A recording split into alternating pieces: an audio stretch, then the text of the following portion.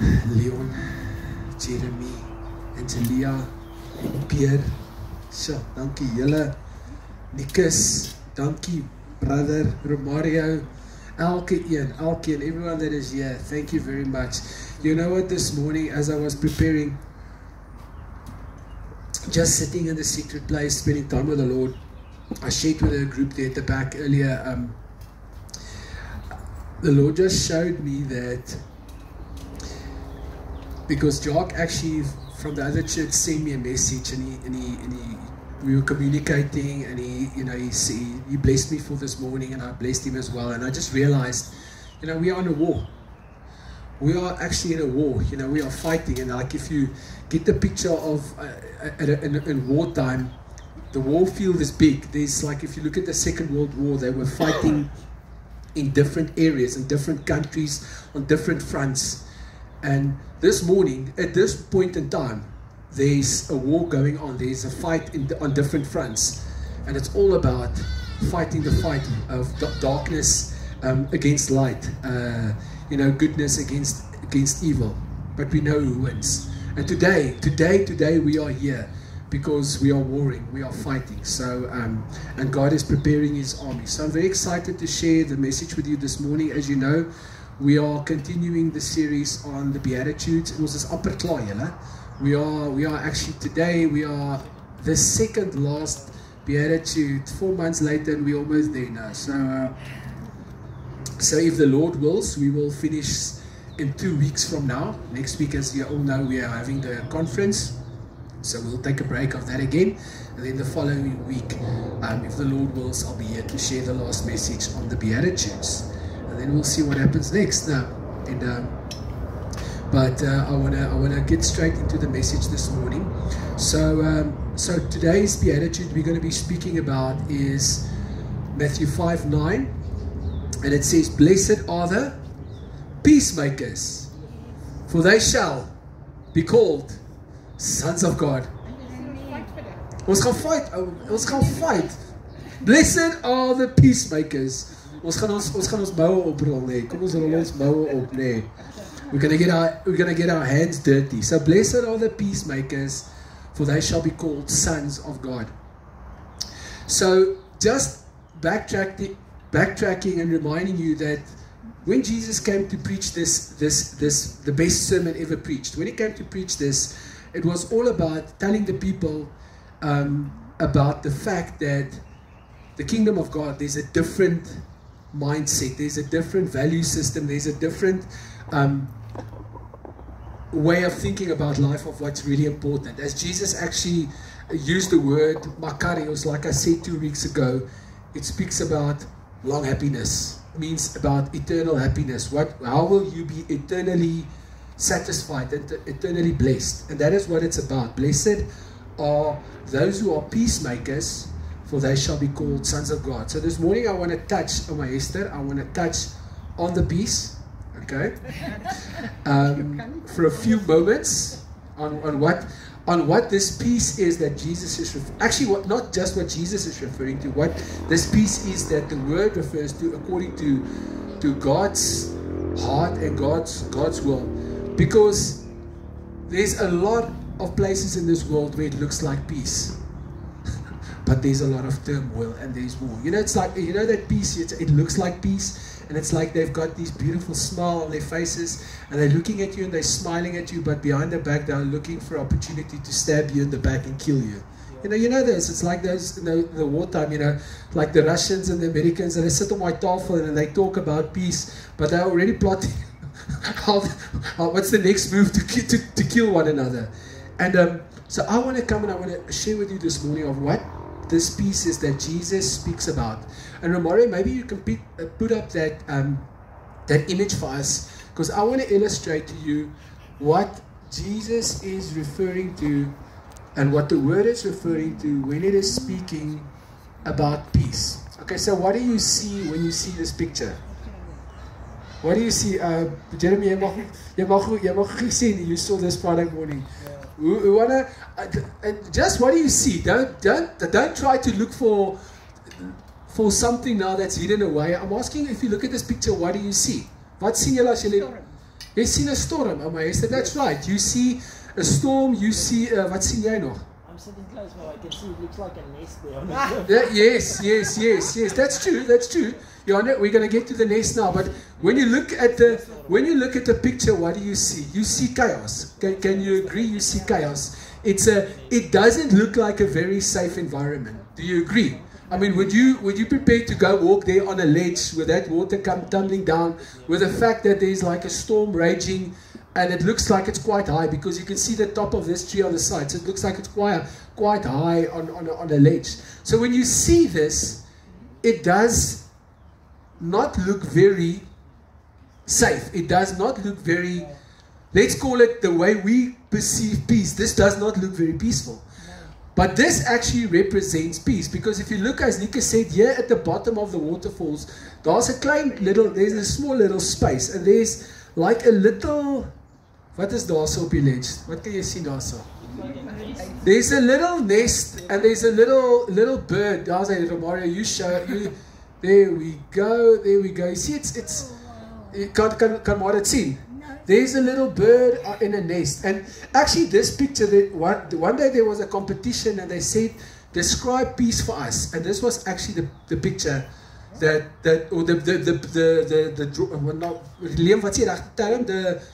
painting that won the award for this. Describes peace in the best way, because the peace of God, die vrede van God, waarvan die woord praat, that the word speaks about, die vrede waarvan God praat, it is not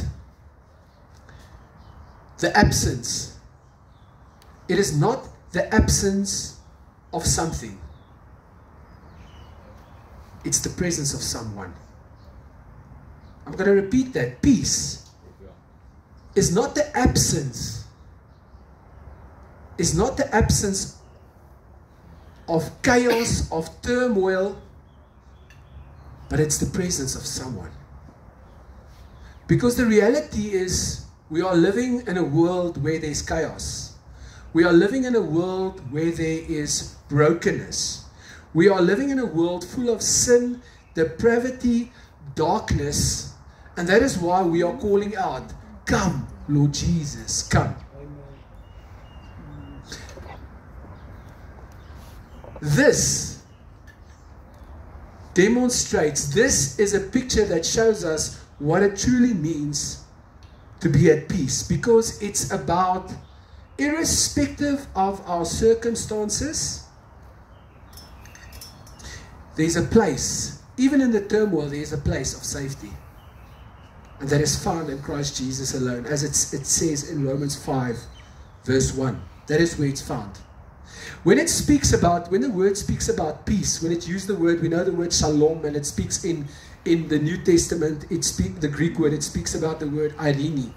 It actually speaks, like I said, not of a place of where there's not situations. It's actually speaking of to bring back together, to bring back to wholeness, to bring back to fullness, to bring back to restoration. And what's interesting, if you think about it, the previous beatitude, remember when the previous beatitude was, blessed are the pure in heart. And who can remember what a pure heart means? It doesn't mean a perfect heart. It means a single heart. It means a unified heart. It means an undivided heart. Yeah. So when I'm reading this in the Bible, and I'm reading about the pure in heart, and I'm starting to read about the peacemakers and what peace is all about, it's all about us coming into a oneness again. It's about us coming out of a place of chaos and being restored back unto our Maker. You see, the thing is, what happened in the beginning of time, there was complete, because peace, according to God's word, is actually harmony. It speaks about the place where there's wholeness and there is fullness. And what happened in the Garden of Eden, Adam and Eve were living in that place.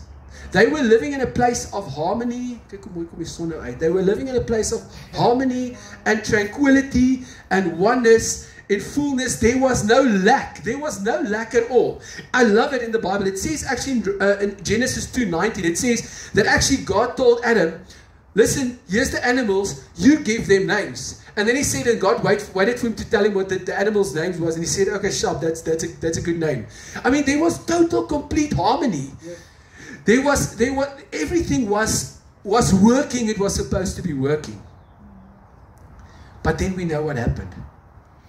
In Genesis 3, we read where this wholeness, this peace as we call it, this tranquility, this harmony was broken. That's why they call it the fall.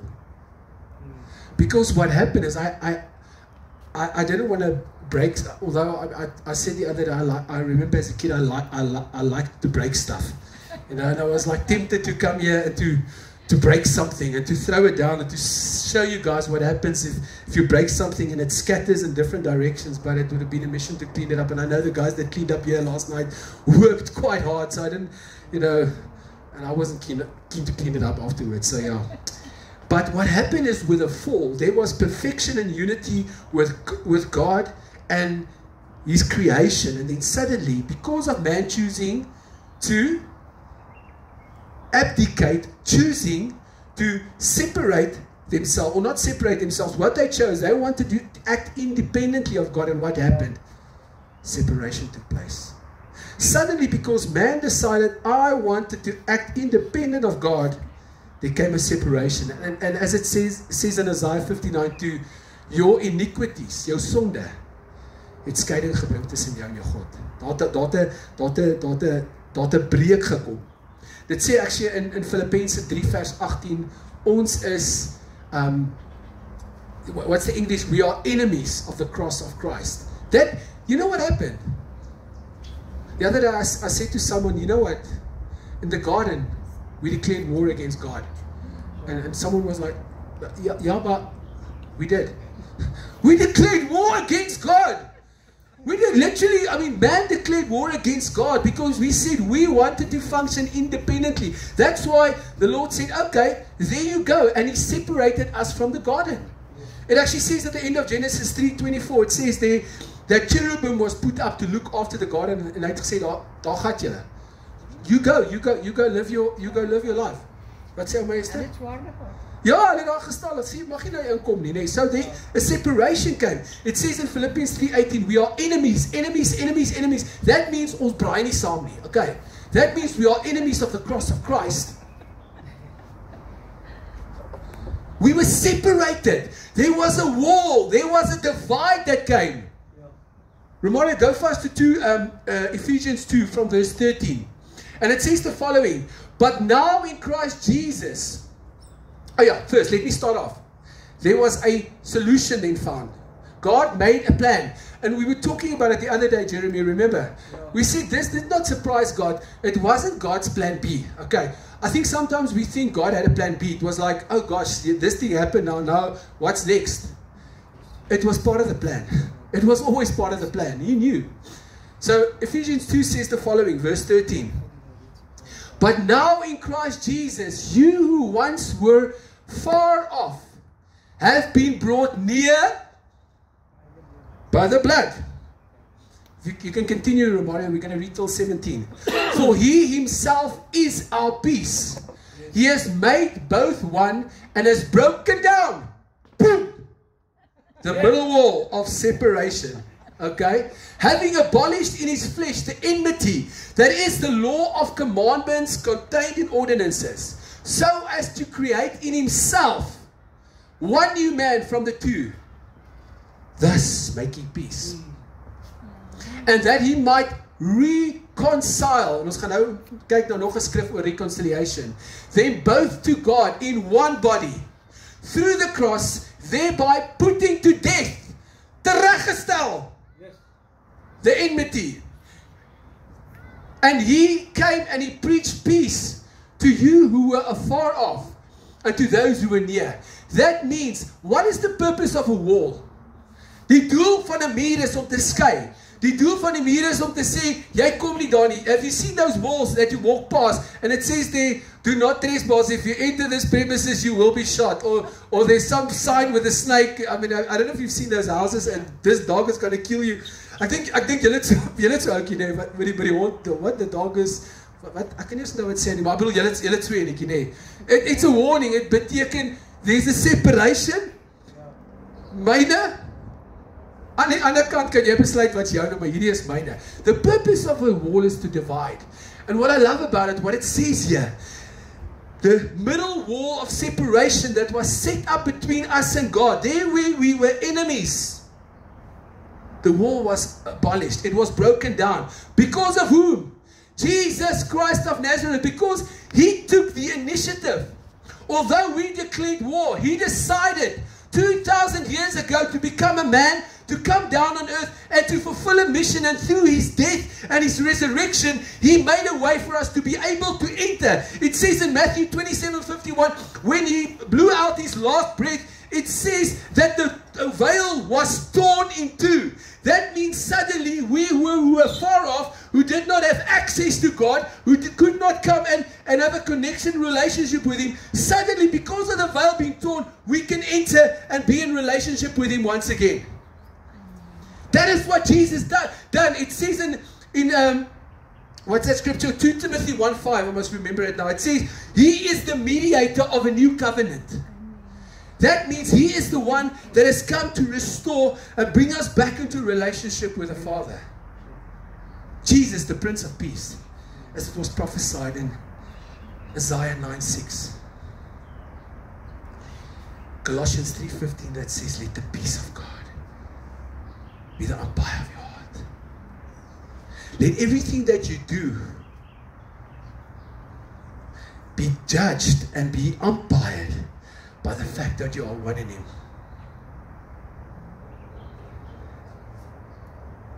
Reconciliation. Romario, if you put it up for us, 2 Corinthians 5:18-20. It says, we got it. It's up. It says, now all things are of God, who has reconciled us to Himself through Jesus Christ. And He has given us the ministry of reconciliation. That is, that God was in Christ, reconciling the world to Himself, not imputing their trespasses to them.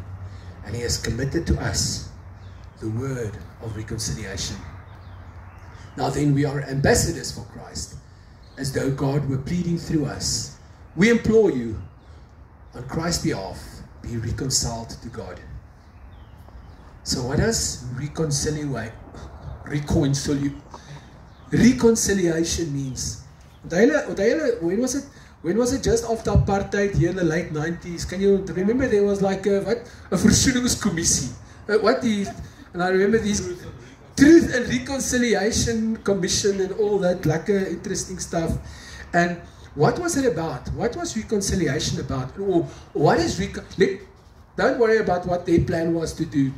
Let's look at that word reconciliation in the Bible. It is a Greek word, and it's the Greek word katalasso, and it means to bring back from a position. Remember, it's about an exchange. Okay, katalasso means to exchange. What it means is to take from a position of enmity, which is to be an enemy, and transfer us, exchange us into a place of friendship. That is what katalasso means. It means that you were not welcome here, you are welcome here. It means it was actually a term that was used to exchange currency, to be able to use it in another place. For example, like I said, it can be exchanging a US currency for South African rands, or vice versa. It was an exchange. So that, but I like to use the term, I was on page 1, God was on page 1000, now we're on the same page. When I say that, it doesn't mean we're on the same page, I'm on the same level as Him. I'm talking about the fact that I can be in covenant relationship with Him. I'm on the same page. And you know what I love? Every day I can sit with Him and be on the same page and speak to Him and listen to Him speaking to me, and He teaches me things and He reprimands me and He disciplines me, and then I cry a bit because it's not nice as a child to be disciplined and reprimanded, but I know it's good because He's changing me, because I ek begin meer soos Jesus te lyk, Jeremy, and that's good, because that is the end game. So He has reconciled us back to Himself, and He has given us the ministry of reconciliation. So wat ek nou met julle gedeel het, basically, this was just a short brief of what he is referring to when he speaks about peace. But now let's get to blessed are the peacemakers. Okay. En nou gaan ons spoed optel. Okay, is julle reg? So julle weet, I like to preach messages about the underdog. Yes, I love the underdog, man, because I'm an underdog. So I love it. I love the underdog. So it's all good. So lekker as die underdog wen en die kus. Maar was jou span nie die underdog is nie. Me and Manay last night, I mustn't get sidetracked. Me and Manay, she said she wanted to watch something about, she asked, out of the blue, have we ever played against Japan? I said, yes, our first game, we lost. She said, that's not possible. And then I showed her, and it was like, that was the one time it wasn't been nice for us that the underdog won. Okay, but anyway, I don't want to get sidetracked now. But let's speak about the peacemakers. It's interesting that Jesus doesn't say, blessed are the peace lovers, blessed are the peace talkers, and you know what's the best one? Blessed are the peace dreamers. I just dream of peace. What are the ladies of the American pageant? A lot of times, what are they always saying? What are you going to work towards? We're going to work towards world peace. Whatever that means. Miss Universe, yeah, miss something. Yeah, miss something, but Jesus doesn't say blessed are the peace dreamers, peace talkers, because I'll be honest, I like to talk about peace. I like to dream about peace. But Jesus is saying the peace makers. That is an action.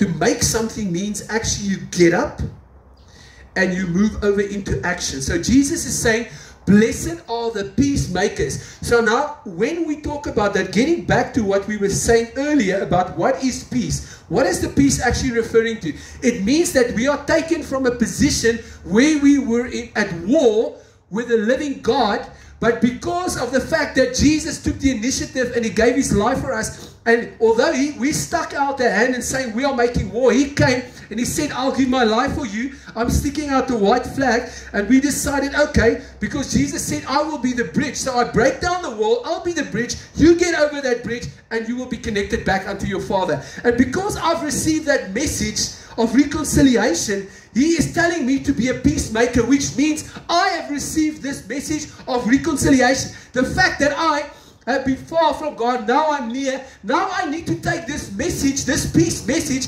I need to take it to the world so that they can realize that God is not out there to kill and destroy them, but the fact is that God actually loved them so much that He sent His Son to die a horrific death for each one of them if they choose to believe. That is my purpose here on earth, to be a peacemaker, to go out. That is why it says in Isaiah 52:7, how lovely upon the mountains are the footsteps of those who preach the gospel of peace, the good news, the good tidings of Jesus Christ. Amen. It says in Romans 10:13-15, it says, everyone that will call on the name of the Lord shall be saved.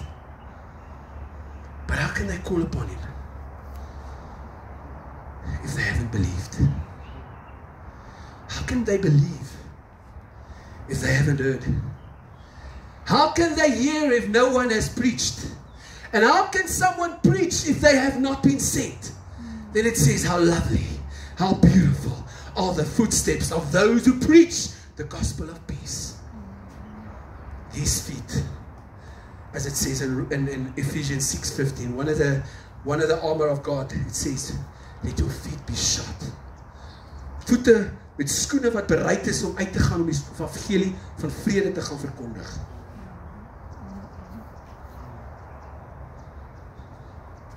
Die goeie nuus, ek dink aan die verlore seun in Lukas 15. En toe hy in sy pa se teenwoordigheid weer gekom het, nadat hy nadat hy besef het wat hy aangevang het en hy het vergifnis gevra, het sy pa hom 3 geskenke gegee. En ek wil nie in detail ingaan op al die goed nie, want elkeen van daai goed is 'n teaching op sy eie. Maar hy het vir my 'n mantel gegee wat sy geregtigheid verteenwoordig. Hy het vir my 'n ring gegee wat sy autoriteit verteenwoordig. En die laaste een, hy het vir hom sandale gegee. He gave him sandals. Daai sandale van seunskap om uit te gaan en die goeie nuus te gaan deel. We have been, wow, okay, dankie Nikus. My vrou is nie hier, so Nikus moet my gaan uithelp. Maar opzip. Hoe sê hulle? How lovely upon the mountains are the footsteps. Ek love it. Sien, dis hoekom ek so lief is vir julle, want as iemand nie daar is om my te cover nie, is iemand daar om my te cover. In daai situasie, daar is niks subtiel nie. Ek het geweet dit gaan nie werk nie, so let's just, die waarheid het my vrygemaak, verstaan jy?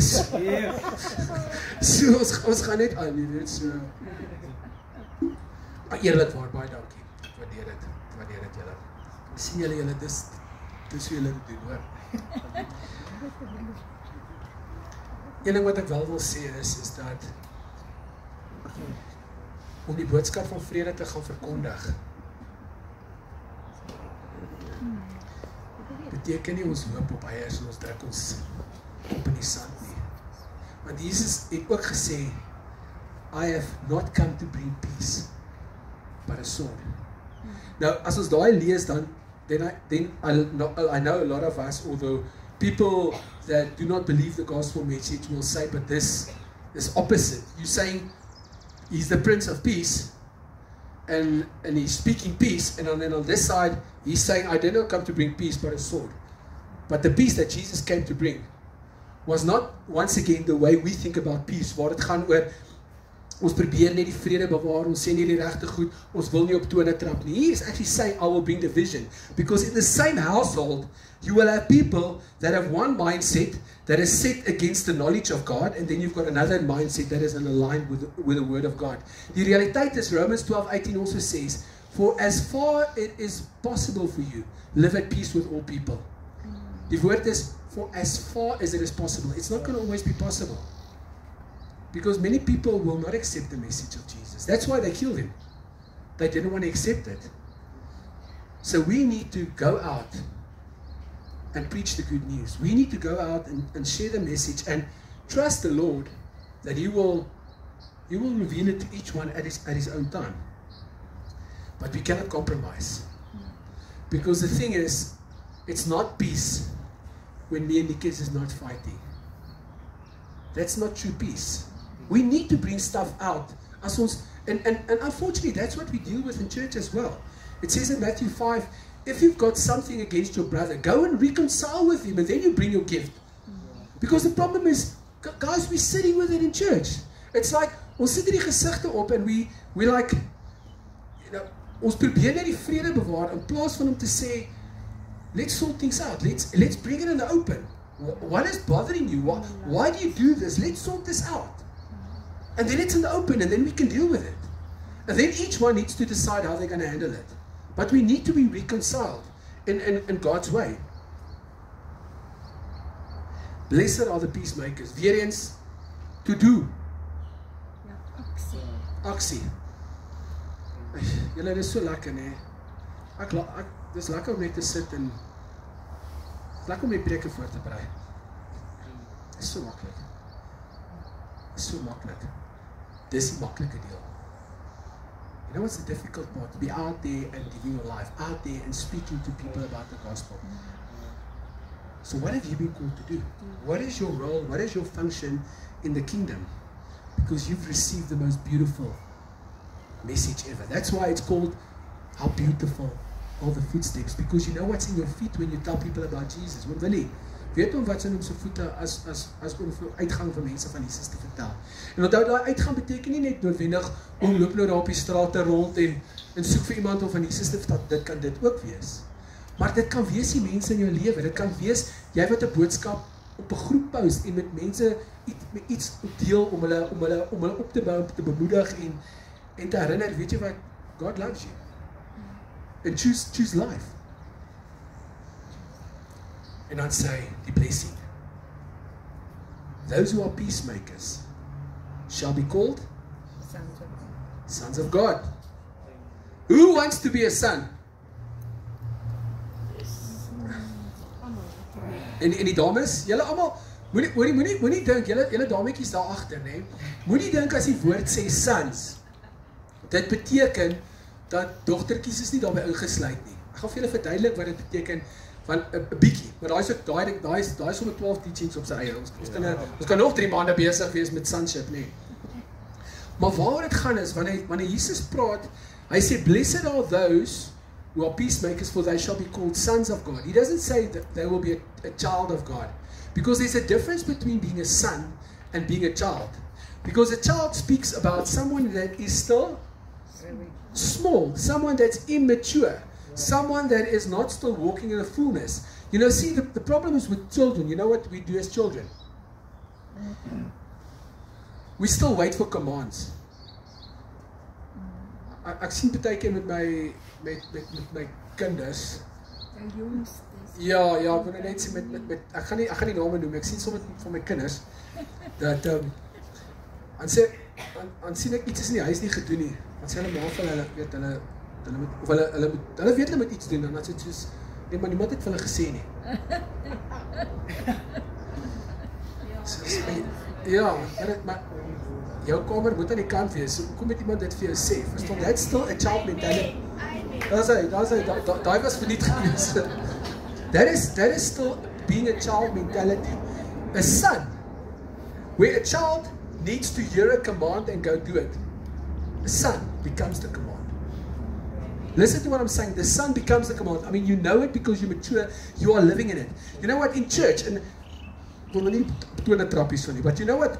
I experience sometimes in church, we are still children. You know why I'm saying that? Because think about it and it's interesting now because we're going into this conference now and all these things that's going to be happening. But I experience sometimes with, you know, when it comes to these things, it's like we almost, I'm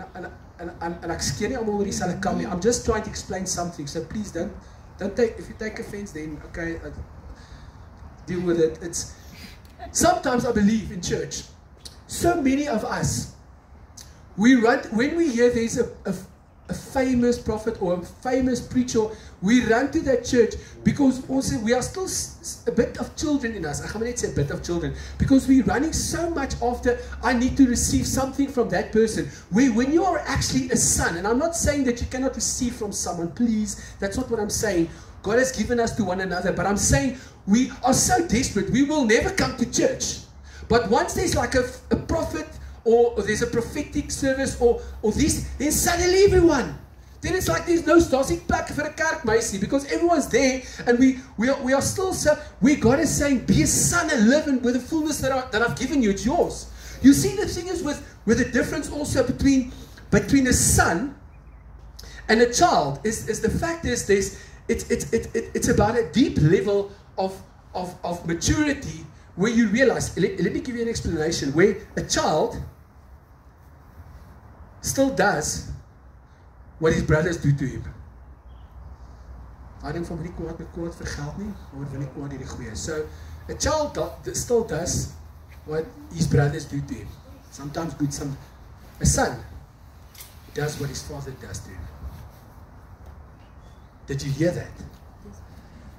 A son, whatever his father, because he's received an inheritance, he's received the spirit of adoption. He knows who he is, his identity. A son is supposed to carry the character and the heart of the family forward.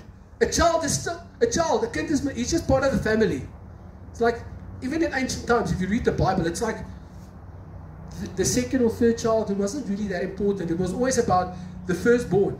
I mean, that boy, he was supposed to take the family character and heart forward. That was always the plan. And that is what we have received, to carry the heart of the Father forward. And that is why it's saying that those who are led by the Spirit of God, Romans 8:14, those who are led by the Spirit of God are sons of God. And it says in Romans 8:19 that it is an earnest expectation. Nature, creation is groaning, it is moaning for the sons of God to be revealed. God is waiting for the sons to be revealed. That's why it says in Matthew 5 from 43 to 48, when Jesus says, he says, you need to be like your Father. Then he says, you learned in the old covenant that it was an eye for an eye and a tooth for a tooth. But I tell you now, not when your enemies come to you, do not only just not hurt them back, but he's actually saying, bless them, pray for them. Because then it says in verse 45, then you shall be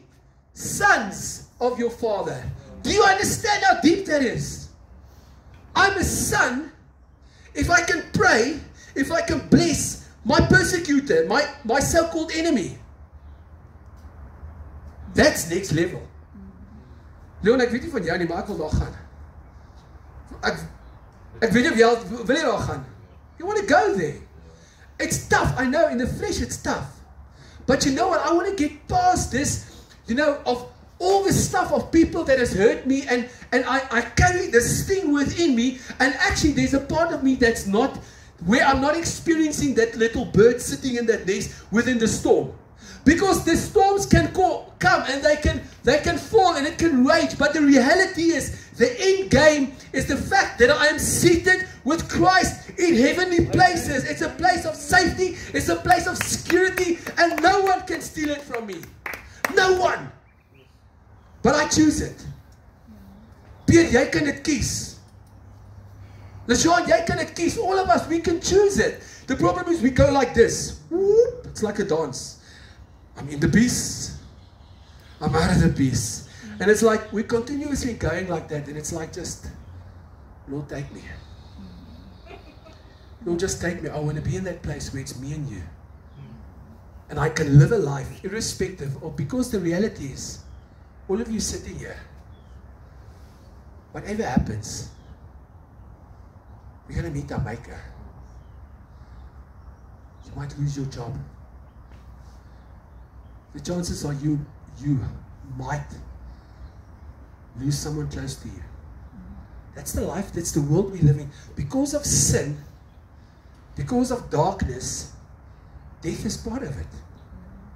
Loss is part of it. It's not nice, but the fact is, Jesus says, when he spoke to Moses in Exodus 33, he says, there's a place here by me.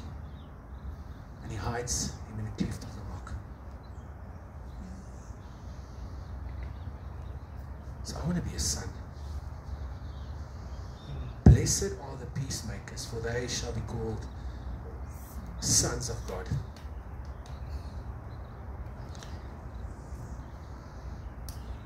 Father, this morning, I just want to thank you for making a way. Thank you for making a way for us to have your life. Thank you for making a way where we went from a position of enmity back into a place of friendship, Lord, that we can have you. Lord, I want to pray over us. I want to ask you, I don't want to do individual ministering this morning, although I know I experienced that there is some of you here that you're Hospital, Jeremy, but I do experience that in this specific thing, there is a lot of us that is not experiencing maybe that peace. The reality is it is there. So I want to ask you, and if you want to, you can. All that you have to do is you can just stand up, and if you need to experience this morning just a new level of that harmony of what you have in your Maker, and almost like a realization of what He has done for you, because we do forget. I mean, I forget, and then you're welcome to stand, and I'm just going to pray over you. Just pray over you, and while the storms are still raging in your life, whether it's finances, whether it's in a relationship, your health, it might be your health. I just want to pray over you. So Lord, we come to you this morning, and I want to pray for everyone that is standing now. I want to pray for this congregation of Southern Gate. We look to you, Jesus. You are the Prince of Peace. You are the Prince of Peace. And this morning, I want I want to pray over them because I'm thinking, I'm reminded of that now. It says in the Bible that there's many places where when Paul, with most of his letters, you can go and read it. It says, when he starts each of his letters, not all of them, Corinthians, and I think the 4 Ephesians, Galatians, those 4 after one, Philippians and Colossians, everyone starts, it says, let grace and peace be multiplied to you. And Lord, this morning I want to pray this over this congregation. Let grace and peace be multiplied to you. And Lord, before we can experience peace, that's why grace comes first.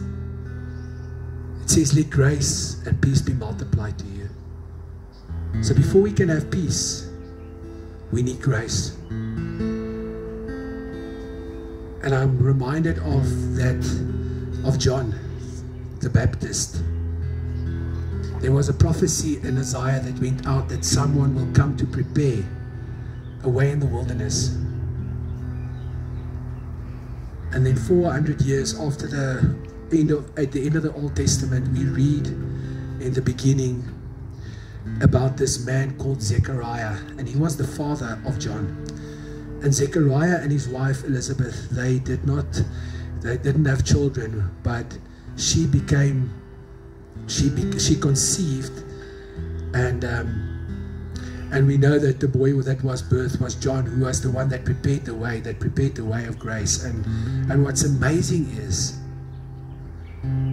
Zechariah is a name that means God remembers. And his wife Elizabeth means God's promise. And John, which is the Hebrew word Yochanan, I think, and he means God's grace. So when Zechariah and Elizabeth came together, it says God remembered his covenant promise, and grace came forth. So Lord, I thank you for your grace over your people. Thank you that you have chosen a way through dying for each one of us, Lord, and because of that, each one of us standing here this morning can have peace in our hearts. We can have a calm. We can be whole again, Lord, because when the fall took place, everything was broken. But Jesus, when you died and you said it is finished, healing and restoration took place, and oneness and wholeness came back. So Lord, I pray for a wholeness. I pray for a oneness of your people. Lord, I pray that you will come, Lord, and that as James 3:17 and 18 says, the fruit of righteousness. It speaks about the fruit of righteousness, and it says that in James 3:17 it speaks about the fact that it first speaks about it says that the peace of God is first. Oh, it's first pure, and then it's peaceable.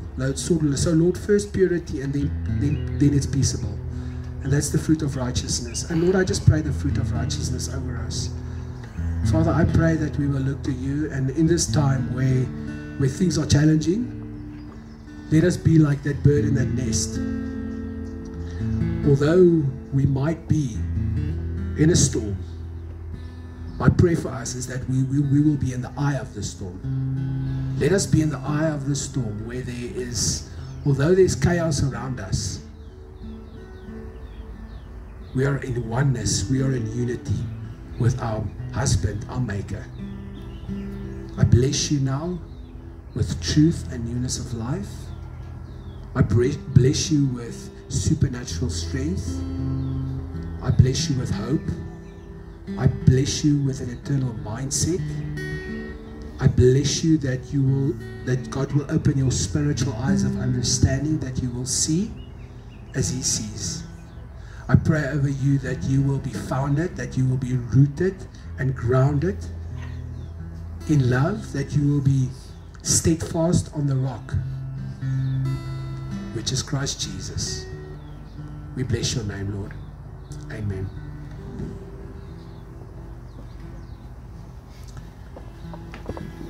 As we continue to, Jeremy, continue just to play for us, you are welcome to partake of the communion.